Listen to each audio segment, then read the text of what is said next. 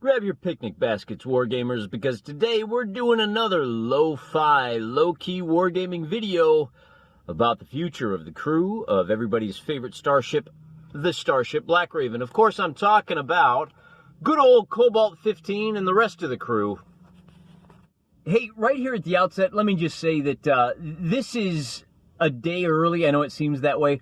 We're going to do a proper miniature wargaming battle tomorrow. You can skip today's episode, which is all about laying the groundwork and the prep work and talking about rules and showing off a few miniatures. This video is not required viewing for tomorrow, but for those of you that are interested in how we're going to be running Season 3 of the Blackraven and where we're going with Season 3 of The Adventures of the Blackraven, as you recall, Season 2 saw the plucky crew get into some trouble, and we experimented with a fun little game called 5 Parsecs from Home by Ivan Sorensen. Not a bad game. However, it didn't quite do the things we were looking for. The activation system didn't quite work out as well as we'd hoped, and it kind of reminded me of why I'd stopped playing it a good 10 years ago. So we're going to close the books on Season 2, and we're going to pick up the adventures with Season 3. And for Season 3, we're going to adjust our sights, and we're going to give another rule set a try. And this time one I think that'll be a little bit more conducive. Yeah, it's Osprey Games. It's, what is this called? Isn't that great art? This is called Rogue Stars, and that's the rule set by Andreas Filigoy. That's the rule set we're going to shift on over to. You will remember Andreas Filigoy. He's the guy behind A Song of Blades and Heroes. And this rule set, I don't want to get too deep into it today, but long story short, it's kind of a science fiction version of that. It does two things that I really like. The activation is not a simple, oh, you failed, the other guy gets to go. He's got some choices to make. There's a chance that he can take one action with one figure, or he can steal the initiative away from you and start taking tons of actions with his boys. The other thing is, the Rogue Stars uses a system that is not a hybrid. A lot of miniature war games use a simple stat line for their figures. Other games use a tagline, and that's what this one does. There's no stats. There's a toughness number of 10, and you always roll a d20, you're trying to get a 10. Now you have a list of skills that will give you bonuses. So you don't need to worry about trying to remember different skill levels. You just have to remember the certain number of tags. And I think, as a wargamer, my brain works a lot better when I don't have to cut back and forth between remembering stat line numbers and remembering tags and skills. All skills should be a little easier for me. Let's talk a little bit about Rogue Stars and what to expect as we move forward into Season 3, which should hopefully be a lot longer than a mere 2 episodes. Rogue Stars is a gorgeous book. It's filled with tons of great inspirational miniature art. It's got a number of pictures. Look at old Ma there. Look at her, head of the Megacorp. These are probably the... they actually have this figure in here, too, in one of the figures. I think that's her. I think this is actually concept art for the figures that were produced for the game. I don't know who made these figures. Definitely not those. There's some more great... Look at that. The robot, you see, is wearing the cloak, you see, to keep himself warm, you see. It's probably camouflage, to be fair. Great concept art, great concept to the game, but the deal with this game is that it is written for a traditional miniature wargaming setting. In other words, I have a 200-point army, and you have a 200-point army, and we are going to roll on this scenario table, and then we are going to roll on... Oh, I should point out, this thing is dense, man. This rule set is like 64 pages. 64, there it is, right there, 64 pages, and it's got a lot of stuff to go through. You could spend a long time going through this rule book and never exhaust all of the possibilities. But it is so dense because it tries to incorporate a lot of different science fiction elements. So, for example, you roll a d20 on the following table, and you might get steel valuables. you might get bodyguard work. Ooh, everybody loves an escort mission. Works better in miniatures than it does video games. Ambush, explorer, wreck ship, boarding actions, duel. I mean, this is fine. And then after you roll for missions, you have to roll for the location. Is it going to be a heavy gravity planet, a city in a civilized world, in an irradiated wasteland? And that's fine. That's inspirational. And then you roll for complications just to make things more interesting. Oh, a dud. One of the grenades on a, has a 50-50 chance of not working. NPCs can show up, noxious atmospheres. There's another table. Same thing. There's explosives on the table. Look. This is great. It's very inspirational, but we don't need that because our crew... oh, wait a minute. That's not them. This is them over here. Our crew is having adventures all on their own. So what I'm going to do is not rules as written. I'm going to use this book for inspiration. I'm going to lift out this paragraph of ideas as they apply.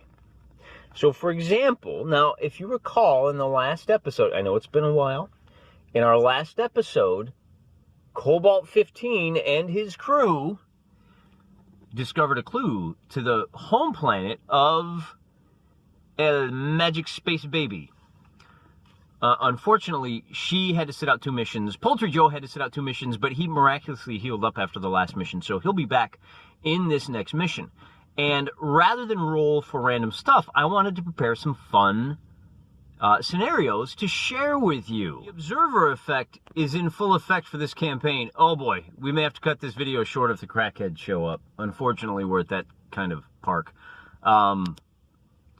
Friendly guy back there, but sometimes gets a little sketchy. Anyway, the observer effect is a scientific and philosophical concept that says, as you observe a phenomenon, the mere act of observation changes it. And boy, you guys are observers, and you're changing how we wargame. If I was standing across the table from you, we would be playing this game as written. This is a neutral arbitrator. However, Mr. Wargaming here has another variable to factor in, and he can't just worry about balance. He's worrying about entertainment. He wants to keep you interested, and so he also has the opportunity to set things up in order to keep them as interesting as possible for you, dear reader, and that's what we're going to do. So, having discovered, but part of the other variables that we need to worry about is, this is my first time playing this game, and it's not terribly complicated, but there's a lot of modifiers. It is a chart-heavy game, so we're going to ease into it. And to that end, the first scenario that we're going to do of Season 3 of Blackraven is going to be the mission called... Let's see if we can find it here. Wait. Oh, that's locations. We're not going to find a mission here, are we? There's our missions. If we scan down the list, we're looking at duel. There we go, right? Both players choose a figure. So Cobalt 15 and old Spaceman Spliff. And now I kind of wrecked the reveal. They start 8 inches apart in the center of the table. All figures on blah, blah, blah, blah, blah. So that's the next one we want to do. All right. This allows us to do a simple one-on-one, 2 guys going at each other. We'll figure out... Hello, ankles. We'll figure out how the game is played before we throw everybody in. And here's our figure for good old Spaceman Spliff here. And then he has his supporters. What do we call these guys? That is Security Team Satyr, who Spaceman Spliff has recruited to help him gain control of the Magic Space Baby. And so, because that's the ideal way of easing into this game, I ain't rolling on no table. I'm doing what's best for me and what's best for you. See how that works? And that's how we're going to roll through this entire season of the Roguish Stars game of the Adventures of the Blackraven. By the way, for those of you who are really uptight about this kind of thing, notice that 2 of the team's Satyr, they identify as women. Okay? We believe in equal opportunity here for women to get shot, maimed, and dismembered, as well as men. And then this team, now here's the thing about Rogue Stars. for such a small book, man, does Andrea just pack information in there. And I have found, though I haven't played a single game yet, I have probably had a good hour's worth of fun just sitting down and drawing up teams. And actually, I've ignored these as well. Now, if I was playing this with an opponent, if you and I were meeting across the table, I would pick a team. Like, I would say, okay, he's going to be a, I don't know, cyborgs? No, that doesn't apply. Cultists? No. I mean, we'll see some cultists, I'm sure. Let's build a team of merchants. We'll call Cobalt 15 a merchant. And it says here you get all civilian, but one character can have military. Well, we know Cobalt 15 escaped. He was a war bot. So I would build my dudes around these. I have an established history. I don't need this. I don't need these handcuffs. So I just went ahead and built my teams based on what looked appropriate, and particularly what looked appropriate for the figures at hand. I mean, again, for the most part, right? I know that Poultry Joe has a big gun. I know that she has like a blunderbuss. So I try to do that. But then I was like, oh man, I wonder what the Star Cops would be like. So I did go ahead and build these guys, the Spaceman Spliff and his Team Satyr security force, on the template called, oh, where are you? Where are you, miners? It's not the militia, it's not the miners. There you go, Star Cops. Skadoosh. So these are the guys that Cobalt 15 is going to go up against first. And by way of saving ourselves a little bit of time on the next scenario, let me show you what I did to translate. Now, this is the third rule set that I've used for the crew of the Blackraven. And I've translated their abilities from first Void Pirates and then into 5 parsecs from home, and now a third time into Roguish Stars. As you can see, all of the numbers come in. It actually reminds me a little bit of a Traveler character sheet, because your skills come in from 1 to 3. So you can see Marion, who's not going to participate in the first battle, has a medic skill of 3. She gets to add a +3. So remember, we talked about normally toughness roll of 10. Well, she has that target numbers. She gets +3 to the roll. So effectively, she can heal wounded allies on a 7+. She has Tech 3, and remember that she is kind of our jack of all trades. So I gave her Tech 3, and she has an intrusion kit. So whenever she wants to like unlock doors or hack into systems, she's got a total of +5. She's going to succeed on a 5 or higher. She's lucky. She gets 1 reroll. She's alert and she's perceptive, but you know she's not much of a fighter. She has this SMG. Oh, I said it was a shotgun. It's actually an SMG, but she's not very good at it. And then so for total points, 44 for her. And then Cobalt 15 is a robot, so he's artificial and he's non-reactive, which means when he goes to act, he actually has a negative modifier. Well, I bought that off because he is a unit that has become sentient and is much more reactive than most. He's ambidextrous. He's got his 2 built-in slug pistols, and I gave him claws. And this is the kind of thing that we do when we're trying to make a single rule set. They're trying to really stretch it to the breaking point. He doesn't have claws. He's got big fists of iron. 1 fist of iron and 1 fist of steel, actually. So I gave him the +2 in damage to melee because we're talking about metal meeting flesh. And of course, he's armored up to 3. You do have hit locations in this game, but this kind of gives you an idea of everything you have to remember. We may go a little slow in the first couple of battles as we go through this and all of these tables with all of these modifiers, degrees of success. Where's, did we find the... There's your ranged combat. I gotta go through and remember all this. I believe in me. I just have to believe in myself, like every kid's movie ever taught me. So that is the crew of the Blackraven: Marion, Lieutenant Dane, Poultry Joe. Some of them get bonuses when they go to act. Of course, Cobalt 15 is a hero. Wait. Yeah, he's a hero, so he gets +3 to activate. So he activates on a 7, actually. Turning the page to... Well, not that. Spliff! There we go! And Security Team Satyr. He's got a laser pistol for the pew-pew, and a vibro knife, which helps him do some blamage. He is a leader 3, so everybody that's nearby him, he gets a bonus in initiative. He can run fast. He's got a Kevlar jacket, which will help him, and then he's lucky, so he also gets the reroll. Then he gets +2 to spot. Then we've got our thumper. So the fat boy here with the baton, he is thumper, and then we've got 3 pistol people, pistol them, whatever we're supposed to call them these days. Let's take a look at thumper. He's got a patrol baton. He's got a force shield, which armors his top. Now, the way I write this out is his head gets a 4. He's got armor on his arms and his torso, and then his little toesies are exposed. So he's only got an armor of 1 there. And then when you fight him in melee, you actually have a -1 to hit him. I think that's... No. I'm not sure this +1 on melee works. I think he gets a bonus of 1 in melee because he's fighting from behind that.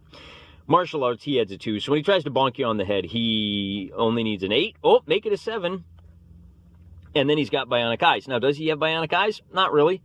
But, oh, and he's elite, so he gets +2. But, you know, I was looking at the guy, and I was like, oh, man, look, check that out. Check that out. He's got a little, see his little visor there? Let's get you focused. Yes, he's got a visor. So it makes sense to me that his little helmet there is going to protect his eyes from the lasers when the bad guys shoot at him. And then we've got our 3 patrolmen and patrol women. I know it's very important that I identify them as women. I am a very sensitive, hip, and new age guy who does not deserve to be banned from YouTube at all. I obey all of the rules, and I do it out of the goodness of my heart. And these guys are just green, so they're a little slow. They take longer to react. They do have martial arts, marksman, and perceptive. So, I mean, these are cops, right? They know how to shoot you. They know how to bonk you on the head. And they know how to find you when you're trying to hide in dark shadows in an alley. After getting in a fight with, well, never mind who we get in a fight with. And then they all have a basic truncheon. It's just a basic. Now, he's got a stun baton, which stuns people. The old thumper can stun you. And then they all have these guys all have shackles. He's just a bonker. They have a truncheon and their little slug pistol, and they have 1 reload each, which comes out too. Now, here's the other thing, right? I'm not playing, and this is the real reason I'm walking you through all this. I'm not playing a 200-point versus a 200-point battle. I don't know who's available for the next mission. What I do know is that if Spliff is worth 55 points and Thumper here is worth 40, and just ignore the little mess over there. And each of these patrolmen is worth 60. That's 22, 60, 100. That's about 160 points. The bad guys are always going to be slightly underpowered. And I don't feel the least bit guilty about that, because they get to hit the showers. When episode 1 is done and old Spliff is done, he gets to go back to his trailer and hang out, take a couple of hits on his vape. What do you call those? The vape things? Like e-cigs.